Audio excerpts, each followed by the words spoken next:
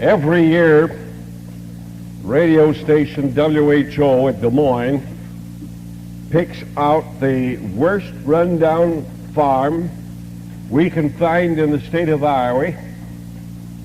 We go in there with a multiple series of tractors and gang plows and rehabilitate the farm to the extent of about $100,000 in one day. A few years ago, we invited Thomas Dewey to come out and address that gathering, for the multitudes came from 13 states. We had 130,000 people there. We parked 30,000 cars and 150 planes. Thomas Dewey said, Iowa is Republican, it always has been Republican, and why should we waste any good Republican money in a good Republican state? So he turned us down. We invited Harry Truman to come, me and Harry. Harry accepted. The result was that we had this big crowd. We were eating lunch in the tent, and it was hot as it can be hot in Iowa. And out of respect for the President of the United States, everybody was wearing a coat. And I said to Mr. Truman, who sat right opposite to me in this narrow table, I said, Mr. President, any man that wears a coat here has a dirty shirt.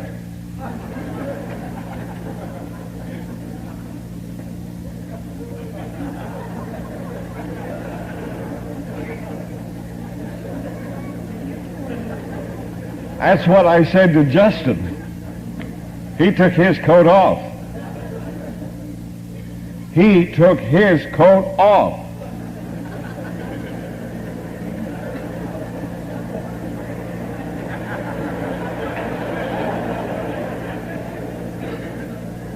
And that goes for the women too.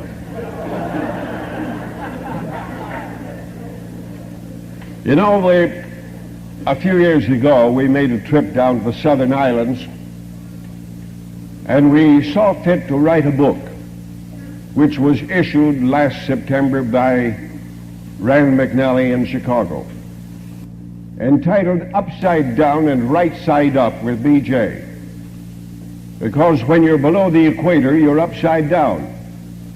And when you're upside down below the equator, you're right side up. It also wrote up the story, the best story that was ever written on the lost cities of Angkor Thom in old Cambodia. The book is 1,048 pages with 530 pictures. It was issued last September. The book cost us $16,000. It is not yet entirely paid for. Now, I would like everyone who will tomorrow purchase a copy of that book, please stand.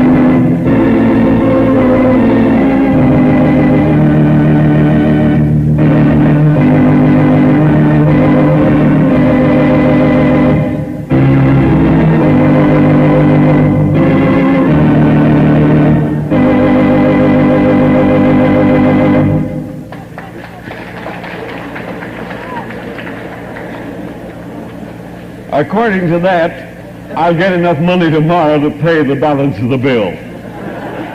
We thank you. In 1895, an incident of worldwide historical human value took place. Harvey Lillard became deaf. He was in a stoop cramped position when he heard something pop in his neck. He was deaf for 18 years. In his neck was a large visible bump. Fortunately, it could be seen. Otherwise, it might have gone unnoticed. D.D. Palmer said, if the production of that bump produced deafness, reduction of that bump should restore hearing. Fortunately, that bump was reduced, and fortunately, hearing was restored. That incident started and established a truth heretofore unknown and unused. I ask you, would the average man, upon a single isolated case, have discovered a universal human principle in practice?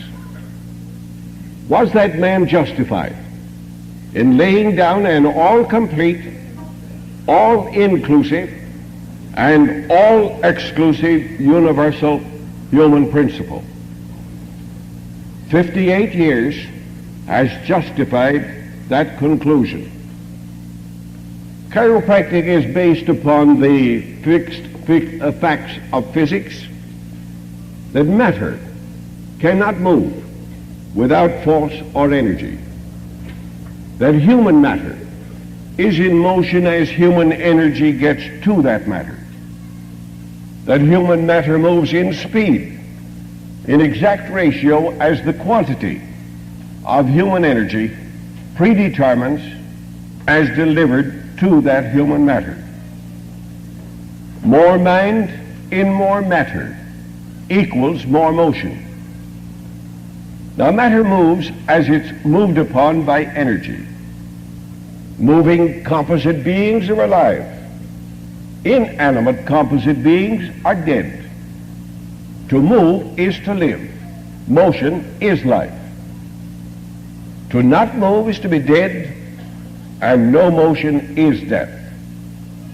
A necessity for motion, and to be unable to control motion, is dis-ease. Matter cannot move without energy to move it. So the quality of living is an element entirely within the knowledge and province of innate intelligence resident within us. Matter moves at a normal rate of speed when man is well. When it does, matter lives and is healthy. Reduce the speed by reducing the quantity of energy that moves it, and you reduce the quantity and quality of production of its product and its byproducts. And it is as simple as that. Life or living matter or matter action at normal rate of speed is because of a continuity flow of energy through a continuity of matter. Break the continuity of matter or the continuity of energy, and you break the continuity of action with its consequent reduction in product and byproducts. Cut a nerve in two by intention or through an accident, somewhere between the brain and the end of that nerve in the body, and you have broken the continuity of the medium which carried the continuity of energy flow. If the nerve is in natural continuity, as it was intended to be in human beings, between brain and the end of that nerve in the body, then the continuity of energy flow is normal, and the individual will be well unless it's broken.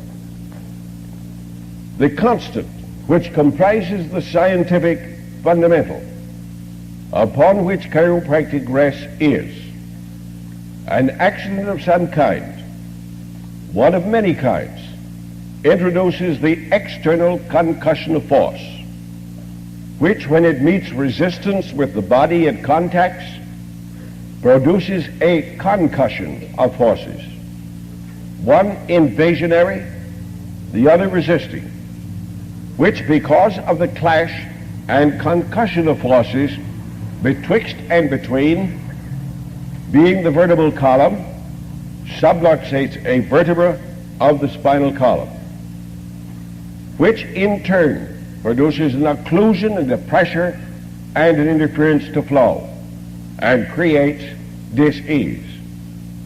The chiropractic practice is to locate the exact vertebral subluxation and ascertain its precise abnormal position, then by hand only efficiently give it an adjustment to correct its malposition, which opens the occlusion, releases the pressure, restores the transmission, and given time produces health. And it is as simple as that. All energy for all the body is resident in all the brain. Each part of the brain produces all the energy for that part of the body. Cut off or reduce that normal quantity of brain energy from going to some part of the body, and it reduces its tissue speed, reducing its working product or byproducts, and the individual becomes sick. And if entirely cut off, would be dead. The brain is the life source. The spinal nerves and spinal cord merely convey or transmit that life force to all parts of the body. The human brain is a human dynamo. The human body is a series of human motors. The human nervous system is a series of transmitters of human energy, both efferent and afferent, completing circuits, generating, conveying, and acting human electricity. Each nerve circuit, brain to body and body back to brain, is independent in brain production, nerve transmission, and tissue cell speed of action, yet simultaneously dependent from all others, as all others are dependent upon it. But this human innate mind is a great intellectual director, regulator, or controller of human energy. For mind is a thought force. If the brain generates the thought force, the nerves convey thought energy, the body expresses that mental function, the body will be healthy in all parts. If the normal quantity of mental impulses get through from brain to all parts of the body. So you see how easy and simple the whole problem is. A vertebral subluxation can be aptly compared to a dam. The vertebral subluxation squeezes the opening through which nerves pass. The reduced size of this opening produces a pinching or pressure upon nerves. Build a dam across a river, and you produce a similar condition. The dam backs up water behind the dam. This keeps water from going through and getting below the dam. Subluxation acts as a dam on the nerves or spinal cord.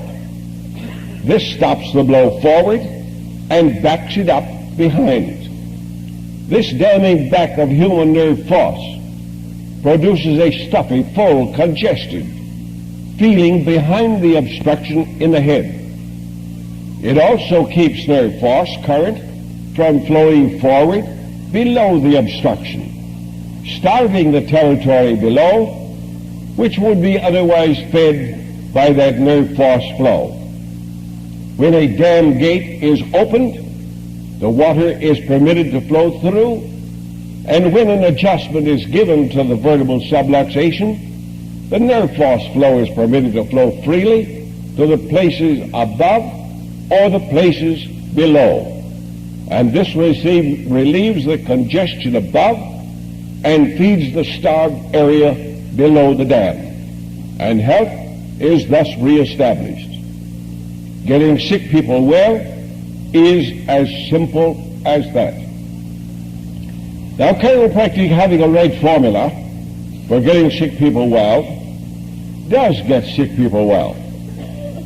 If chiropractic was wrong, it would fail to get sick people well.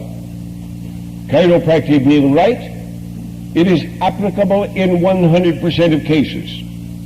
If it was wrong, it would apply in no case. The chiropractic principle and practice being fundamentally sound, then it is right all the way. Vital and fundamental principles have a definite fixed approach and application which are not subject to the caprices and idiosyncrasies of men. If they were, chaos in all fundamentals would exist. In this category are found all sciences.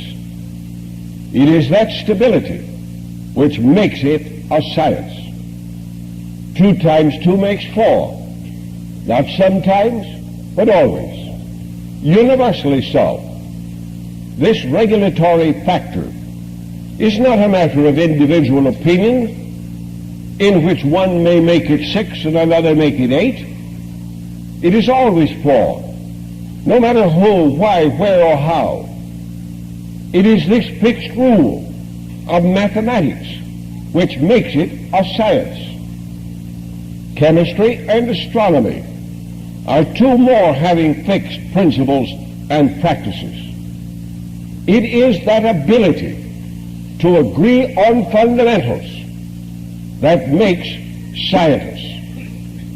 It is that inability to agree on fundamentals that draws the sharp line between scientists and theorists, realists and sophists. If everyone who called himself a mathematician, a chemist, or astronomist had personal reasons for rules of his own, there could and would be no scientific value to any common fundamental on which they could or would agree. Sciences are based on fixed formulae. The only reason they are is because they work. Chiropractic has a scientific fixed success formula that works when it's worked. I recall some years ago, we were coming from the South Pacific Islands. We stopped at the Tin Can Island of Nian Phu because that was the one place in the world where there was an eclipse of the sun that day. And all the astronomers of the world had gathered in Nian Phu to photograph that eclipse of the sun. Coming home on the boat were many astronomers. And I said to the astronomer from the Department of Astronomy of the University of West Virginia, one night we were sitting out on the deck, I said, "Professor, tell me, how near did your various astronomers that was gathered from all the world, Siberia, Russia, Norway, Sweden, Denmark, Belgium, France, Germany, South Africa, New Zealand, Australia, Japan, China, how near did you agree as to when that eclipse would begin and when it would end?" He said, "We all agreed to the second, both coming and going, with the exception of one man." Well, I said, "How much was he off?" He was off 1/2 a second. That's what makes astronomy a science. It is his ability to lay aside the differences of views, agree on fundamentals, hold the differences of opinions on everything else, which enables scientists to find factual data and then agree. Somewhere between the law of facts of living beings, wandering through the maze of the failures of the practice of medicine, there is a law to life, to which and through which all the so-called phenomena of life and death, sickness and health apply. There is a health success formula that works somewhere. Time, place, and individual opinions do not change the fact. They only mislead one in searching for the right formula. When that chiropractic success formula is used, medical mysteries disappear and common sense will be understood. Instead of the very fertile sick field being under intensive health cultivation, producing bumper crops of healthy people, there exists a medical jungle of undergrowth of weeds, impenetrable and impassable, with many sowing wild weeds to make it worse. Each science has its law, from which no man who professes to be an advocate and a follower can escape. His beginning, his boundaries, his circumscribed path are defined and confined by it. No man can work against law and expect law to work with him. That is the law of law. Where is the medical man who, with all his medical education, could artificially make and direct the function of one tissue cell? Yet the innate intelligence, living, directing, and regulating all the tissue cells and functions in the mother, builds entire baby bodies. That is the wisdom the chiropractor prefers to permit to get sick people well. This reasoning is equally true in man. His conception, gestation, development, birth, life, death, health, sickness, and restoration back to health. It was and is governed by law. It has been governed by law for millions of years in millions of bodies. It is governed by law now in millions of people. To know that law and to work with that law is to know how to get sick people well. That law is simple in principle and practice. As 2 times 2 makes 4, not sometimes, but always. A chiropractor knows that law and works with it. That's why sick people get well. And it is as simple as that. Chiropractic has discovered and developed knowledge of that law that has always existed and fills the great void for that law in the application to manly sickness. Chiropractic destroys nothing, replaces nothing, substitutes nothing. Neither is it iconoclastic against any present-day satisfactory order of things in conformity with that law. Chiropractic is an original and new principle and practice as compared with all others in its field of effort, and was born of a necessity to make possible a long sought for hitherto impossibility. The automobile did not replace the horse, even though both were transportation methods. The electric light did not substitute kerosene, even though both sought light. Neither does chiropractic substitute medicine, though both desire health to the sick. Each in its turn and place incorporated a new principle, a new practice, and a new result. Chiropractic has fundamental postulates of science, has constants for scientific logical procedure, possesses essential processes to base its science on. Therefore, it meets the exacting demands of proving itself in terms of science. Chiropractic fundamentally does get sick people well because it has well-defined, well-identified scientific principles, step by step in sequence, from health to dis-ease and from dis-ease back to health. Hence, chiropractic locates and corrects a true specific of cause and cure of dis-ease. Chiropractic, like all sciences, always works and does attain the same ends of any science when scientists work with it, apply the correct rules, which established it as a science. Chiropractic is natural, created before man, not by man. Chiropractic is as powerful as any other power contained within and liberated by law or by any other natural power or anything natural. It has nothing artificial in its makeup.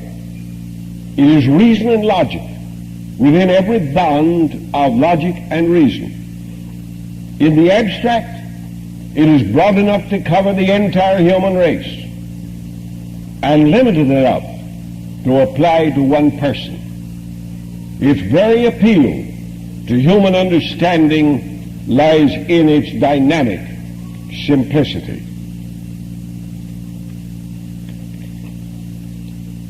Medicine to the average individual is a mysterious principle in practice. It too can be reduced to a simple formula. Weaving through the multiplicity of diagnostic names and prescriptions, it boils down to two diseases. Too rapid action for one type, too slow action for the other. And then that's why you find so many hyper and hypo prefixes to their names, for which it has two kinds of drug treatments: to inhibit the stimulation, to stimulate the inhibition. In other words, hypo the hyper and hyper the hypo. Two general kinds of drugs to treat two general kinds of diseases. A good example that comes readily is the heart and its action. If it beats approximately 72 times a minute, we have normal pumping action and the heart's health exists. If it beats 85 times a minute, it is now pumping too fast, and the heart disease, diagnosed as tachycardia, exists. For this, the physician would give some drug which would inhibit the rapid action. What kind of drug or how much to give might be difficult for him. If it beats 60 times a minute, it is now pumping too slowly, and an opposite type of heart disease, diagnosed as bradycardia, exists. For this, the physician would give some drug which would stimulate the slowed action. What kind of drug or how much to give still might be difficult for him to decide. So he tries this or that until he thinks he knows. The chiropractor does not work with that principle.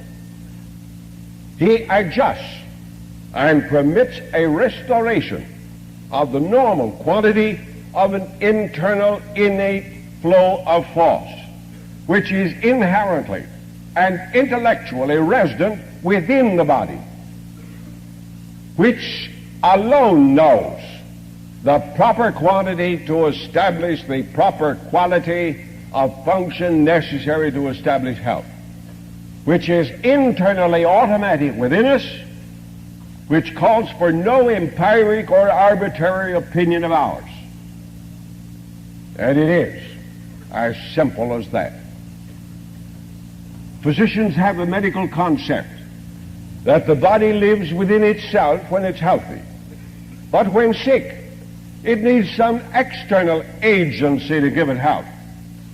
So they prescribe chemicals, antis, and other neutralizing agencies under stimulative or inhibitive or neutralizing processes to make it well. They work on the principle of asserting they know what the unbalance is. Then by stimulation or inhibition, force it either up or down, arbitrarily and empirically, to a standard which they think they know. If it goes too high, they bring it down. If it goes too low, they force it up. The chiropractor does not know that normal power. Only the resident intelligent force within us does know. So, we leave all of that to it. It is as simple as that. When drugs are given, it is with the assumption that the physician knows what is wrong. His diagnosis is infallible. The physician knows the exact failure chemical formula, therefore knows the exact correct chemical formula to give. If it is stimulated condition, he knows exactly how much of an inhibitive to give to balance. If it's an inhibited condition, he knows exactly how much of a stimulative to give to balance. He knows what the balance is, or should be, without possibility of error. When he gives a drug by way of the stomach knows just where the physician wants it to send it, and sends it there without deviation or deflection. For instance, if it were rheumatism in the right big toe, the stomach would not send it to the left big toe. The chiropractor presumes no such understanding. He adjusts at the location of the interference. This is all he can do. The brain generates the right quantity of force in health and sickness. The nerves now convey that right quantity of thought force to their periphery. Wherever those nerves go, where the disease is, to the place or places where it should go. When the normal quantity arrives, it knows exactly what to do and how to do it to produce the right quantity and quality of life. All the things I don't know, it does. That is intellectually, internally controlled, and is at all times beyond my reach in either sickness, health, life, or death. And I couldn't control it if I wanted to. And I couldn't control it no matter how much education I did or did not have.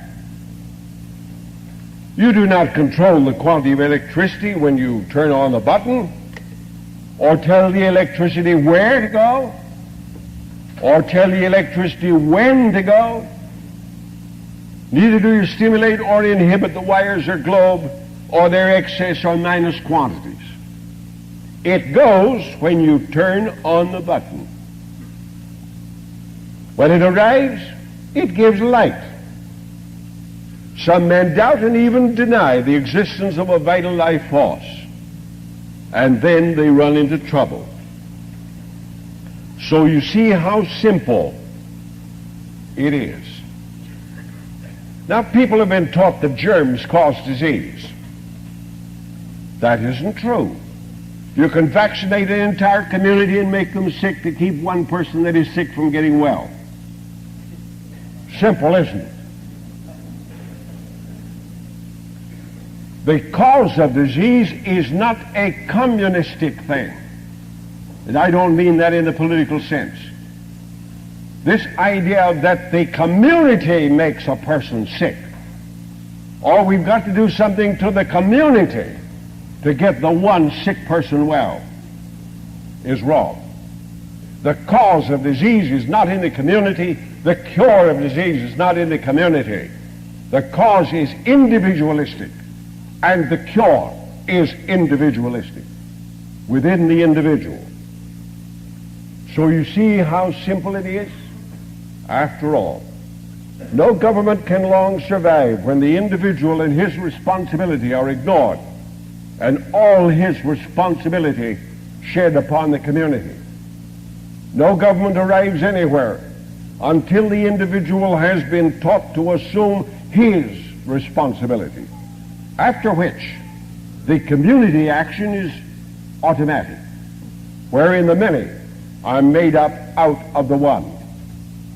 All experience that survives in the cause and cure of disease is based upon a knowledge that the cause and cure of disease is within the individual. And this is not a responsibility that he can shed upon his neighbor and blame him for it. When any health method ignores the individual in its equation and casts that blame upon the community, he professes his ignorance of the cause and cure of disease as it exists in the individual.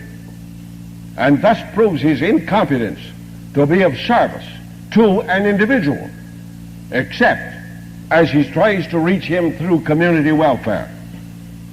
The cause of smallpox is in the individual, not the community. The cure of smallpox lies in the individual, not in wholesale vaccination of the community. Physicians admit that some people are immune, others are fertile culture grounds.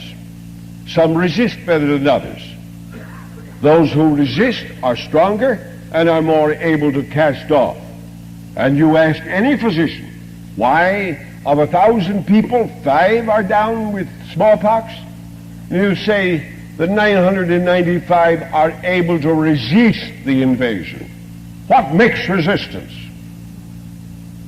It's that internal power that flows from within that builds up the resistance to the invasion of anything. Then why blame the community and vaccinate them all? An individual with a subluxation will resist less, and one without will resist more. Resistance from within is fundamental. With it we resist, and without it we invite invasion. All schools of health are agreed upon this principle as sound. Germs exist. We don't deny their presence. We deny them as a cause of disease. I think it's safe to say that if throat swabs were made of everybody in this room tonight, you would find that the most of you have tuberculotic germs, you have typhoid germs, you have malarial germs, you have smallpox germs, and you have several kinds of germs in your body right now. But are you sick? No, because your body can resist them. Germs are scavengers. They help to keep the alleyways of the sick body clean. They eat it up, the same as we send rats out to eat our garbage. The rats don't cause the garbage to be there. It's the balance of nature in keeping up the balance between scavenger matter and scavengers.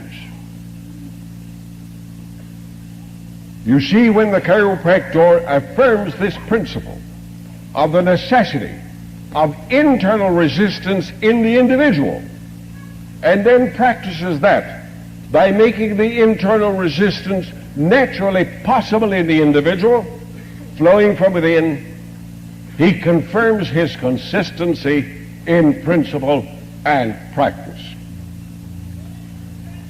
I recall, as I told you the other day, on this great surgeon who came. I don't think we ever convinced him in any way, but look what it did to his wife. Now, as a practical observer, watching the efforts of medical men, this brings back to my mind, just flashes through. Some years ago, I was to lecture in Portland, Oregon. And I had been reading several medical books, and it talked all about the phenomena of medicine, which called to my mind that some years before that I'd been down in Kentucky. And I saw a great big fat Negro sitting on a split rail fence. And I said, Sam, it seems to me that with this fertile soil you have here, you ought to raise a good crop. He said, yeah? And I said, it seems to me with this sun beating down, you ought to raise a fine crop. Yep. Well, it seems to me if you had a little rain, you could build some fine crops here. Yep. I said, it seems to me that with a little energy, you could do a lot of things here. And he said, yep. Well, I said, what are you waiting for? He said, I'm just waiting for that little energy.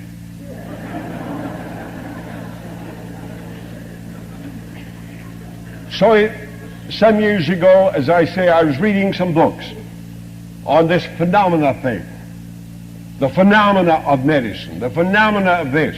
And incidentally, there isn't a doctor, a physician, or surgeon alive that can tell you in advance the effect of any one drug on any one person. There is no specific in medicine.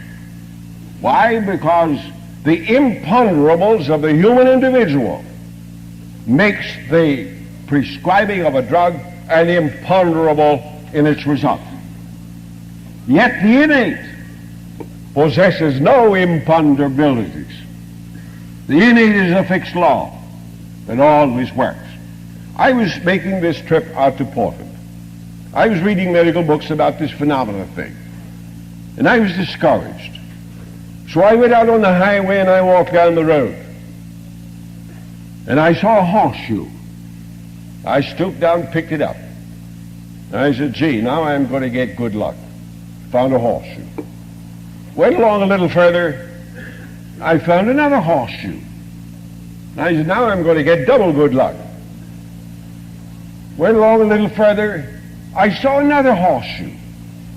I picked it up and I said, now triple good luck's coming my way. I turned around and started towards town, and I come across a whole pile of horseshoes. Then I realized it was a question of junk. And I think the same thing is true with physicians.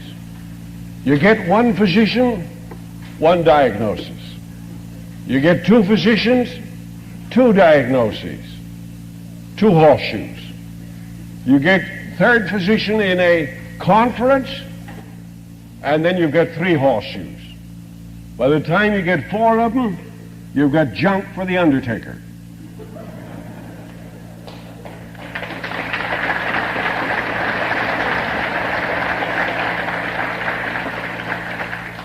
The medical profession seek, aim, and to destroy what they think are human life destroyers.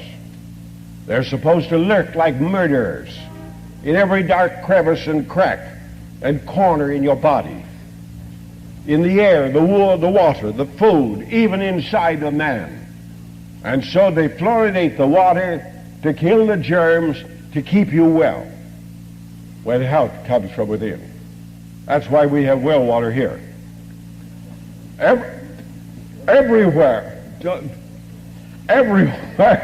are multitudinous microbes, some so small that even an electron microscope magnifying 100,000 times can't find them. These natural products, as natural as man himself, conceived and created by innate, designed by innate, to fill all natural functions, are exhibited by man alone as horrible examples of mistakes of innate. I wonder how those people figure out that God actually made the world. Now you see, he made all these devils to decimate man, and yet he's been doing a pretty good job of it for millions of years. I don't see how they can confuse the two ideas. I couldn't, and I don't see how they can in this endless struggle. Now, the ordinary sick person starts out as an acute case. Yesterday he had an accident. Today he's got a little fever. Mother gets a little anxious and worries, and so she calls the doctor. The doctor said, I don't know what to call this yet because I'll have to wait until it develops. So he hangs around for 4 or 5 days, and the temperature keeps going up, gets up to 102.6. He said, I don't know quite yet. We'll wait and see if there's a breaking out. Then it breaks out, and now he said we have an eruptive fever. We think that it may be varioloid, it might be scarlet fever, it might be measles. We'll wait a few days. Meanwhile, you just give the child this and this and this. And eventually, someday, the case goes from the acute stage into the chronic stage. Maybe they're deaf. Maybe they're crippled. Maybe they're this, that, and the other thing.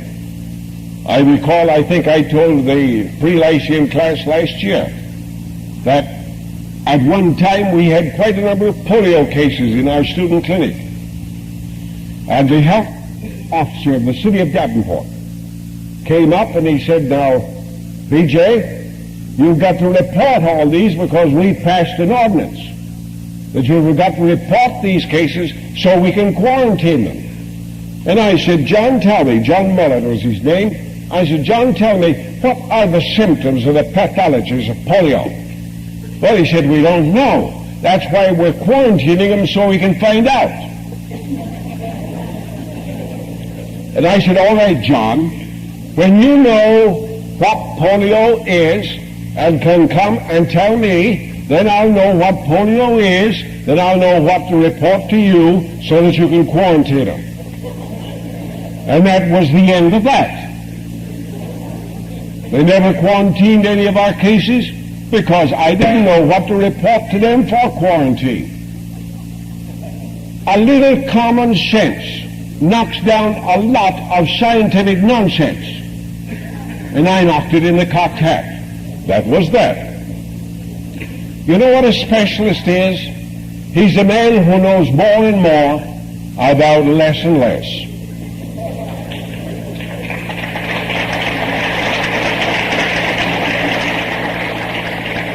He spends a lifetime on the eye, the ear, the nose, the throat, the heart, the stomach, or what have you.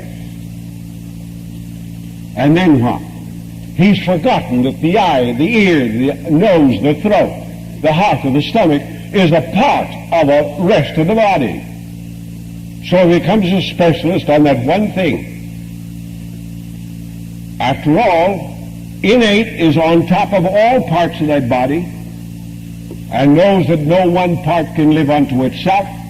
They've got to coordinate themselves, and innate knows how to coordinate them. So you see, after all, it's just as simple as that. And the chiropractor changes this whole picture. Instead of sickness and recovered health being a highly specialized and complex subject, which only a few university graduates understand only a mere small part of, it now becomes a simple subject, in fact so simple that any man on the street can have it explained and understand, knows what to do, where to go to get well.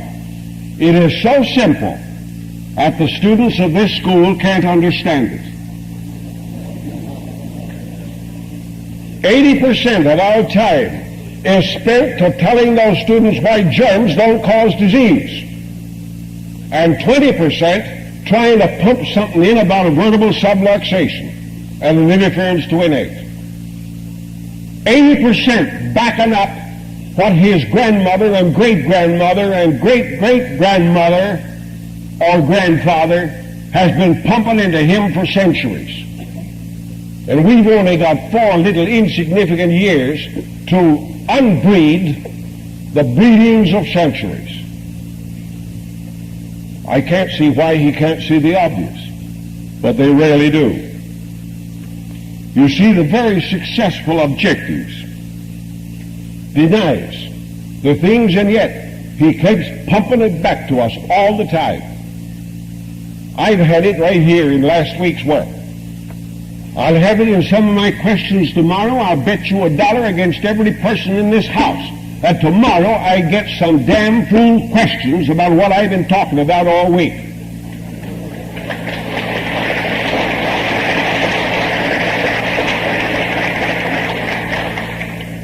But just remember that the transition from the old order of things to the new order of things is a question of growth. And growth is a question of time. I was talking to a certain chiropractor who was in the tent tonight, and that person asked me a certain question. Now that person is a very fine chiropractor. And yet, there is one phase of this whole subject that wasn't known to that chiropractor until last week. And the talk that I gave Sunday morning, that person came to me and said, B.J., now I have grown one step further. You see, it takes time, and time is the great factor. The people didn't buy Henry Ford's car, the first one he produced. They laughed at it and scoffed at it. They said, have a team hitched up in the livery stable and get ready because he may call for you. How do I know? I had the first gasoline automobile west of the Mississippi. And I know once in a while we had to call on a team too.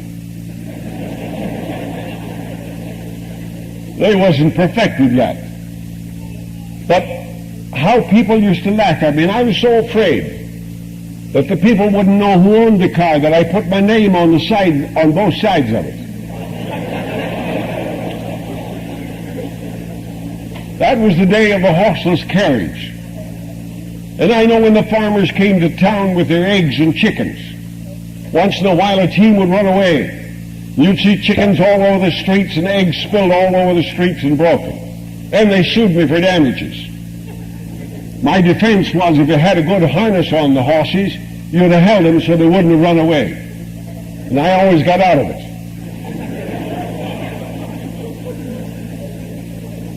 So I know what it means to be a pioneer. I recall when we was first starting with radio, some 36 years ago with WOC, I went to the banker. I said, Mr. Banker, what do you think about this radio thing? Looked at me and said, BJ, it's a plaything. It's a plaything for kids. A fool and his money is soon parted. Don't waste any money on it. Then I went to the editor of a newspaper, put the same question to him. He said, BJ, a fool and his money is soon parted. It's a kid's plaything. Don't waste any money on it. Then about 5 years ago, I was offered $200,000 for WHO. I went down to the banker. I said, what do you think? Here's a letter from the National Broadcasting Company offering me $200,000 for WHO. And he said, BJ, by all means, take it. That's $200,000 in the bank. Take it.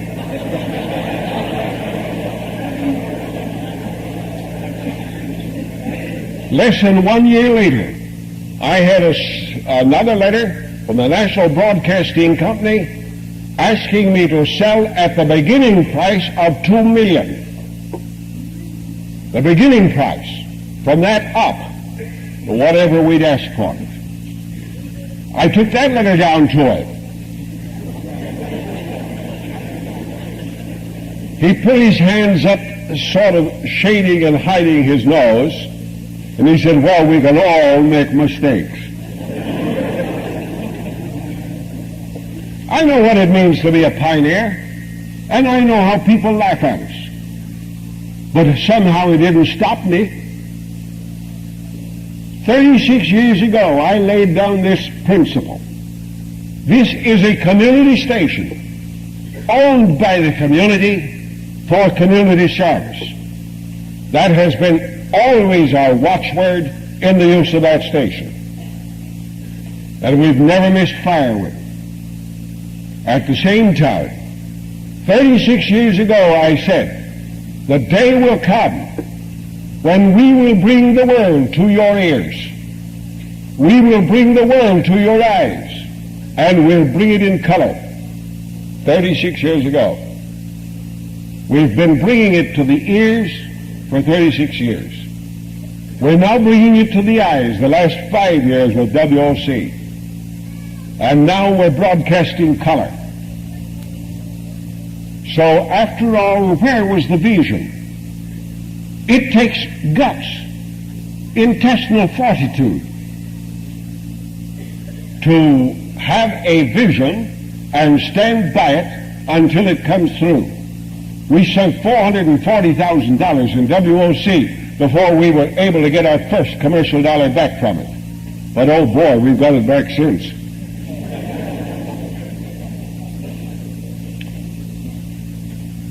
The chiropractic principle is simple.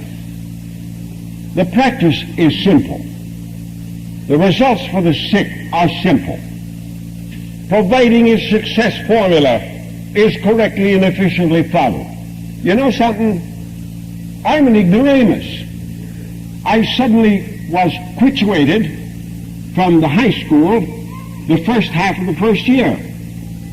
Will Logie that run a chain of drug stores and Will Hickey that runs a chain of cigar stores and myself We took some live rats to school in cigar boxes in the study room where there was about 400 students, about half of them girls. And we turned them loose, the rats. And the girls jumped up on the desk and pulled their skirts out. Well, that's why we did it.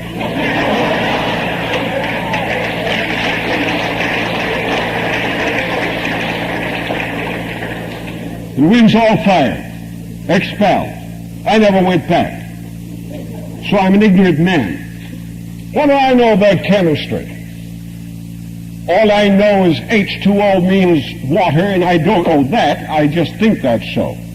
Maybe it is, maybe it ain't. What do I know about bacteriology and microscopy? Nothing. What do I know about a lot of this junk that we're compelled to teach here in order to go around and prove to the world that we're highbrows? I don't know those things, and yet you super intelligent people come here and listen to an ignoramus talk.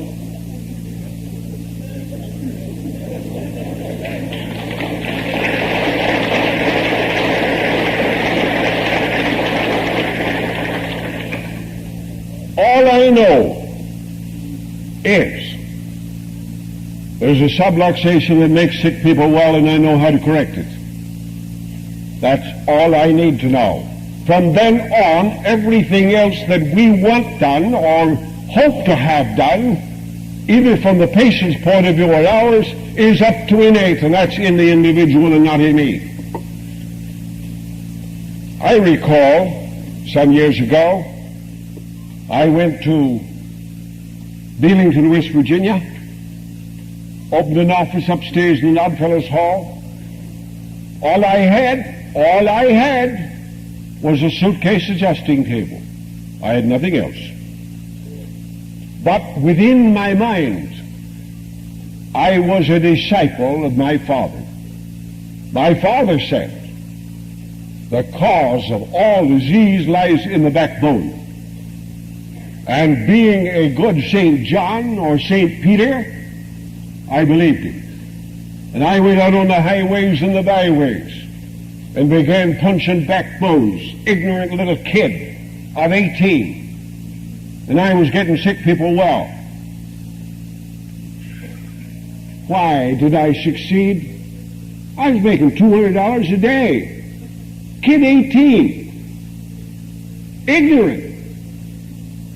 All I had was a head was an idea. and hands And that and little idea table. was rattling around in that head was an idea. I sat at his feet night after And night. that idea and was listened to him say, propounded by by my my father as I sat at his feet night after night. And I went and after that listened to idea. him say, it works. And I've never gotten away from that idea I one went minute, after one that idea. thought from that day to this And I've very never hour. gotten away from that idea 1 minute, one thought from that day to this very hour.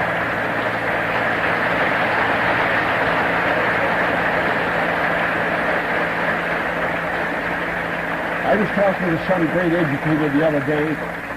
He was lauding my achievements. I was talking to some great educator the other day. All modestly.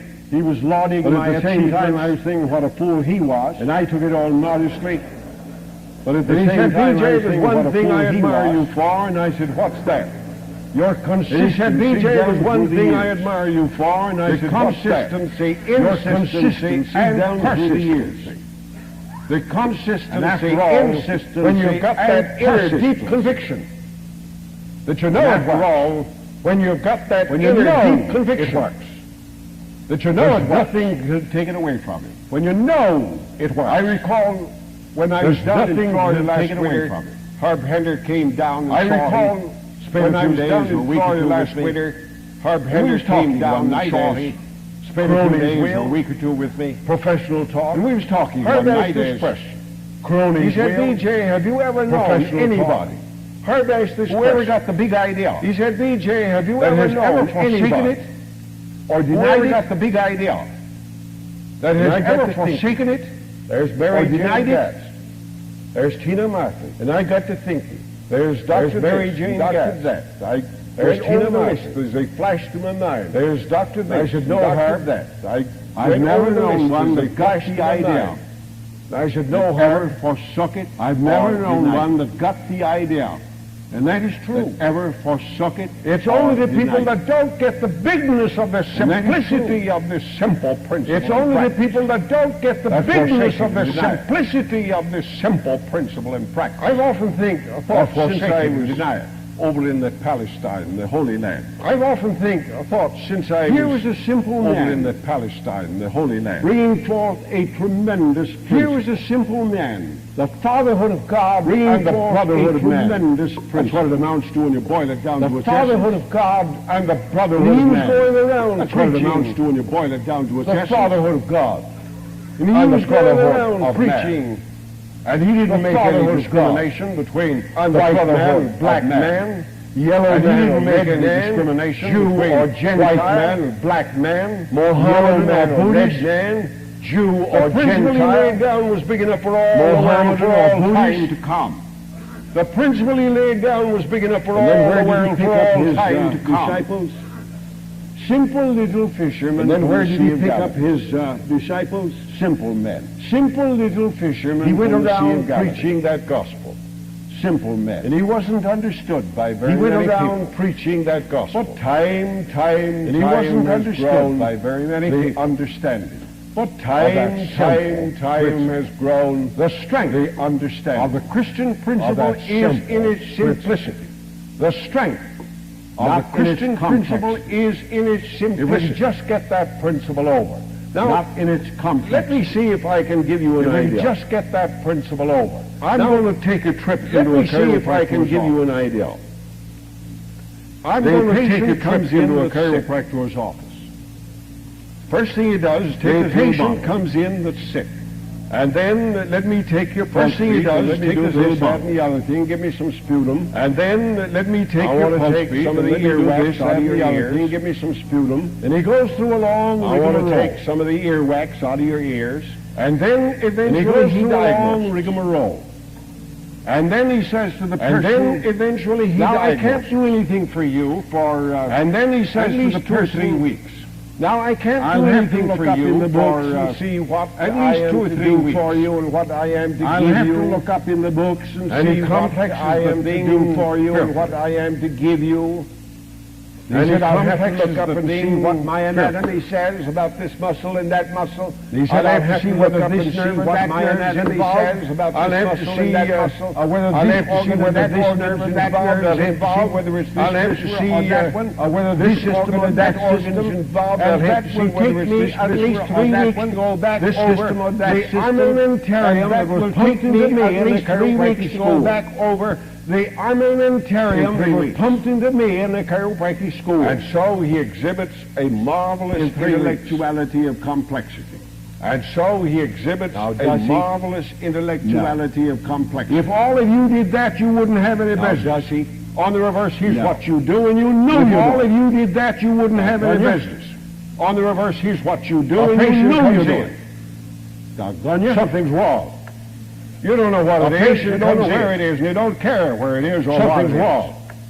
You But don't you know do what know. it is, you don't know There's a where it verbal is, you don't care subluxation. where it is or what it is. You take him in, you get a spinal But you do know.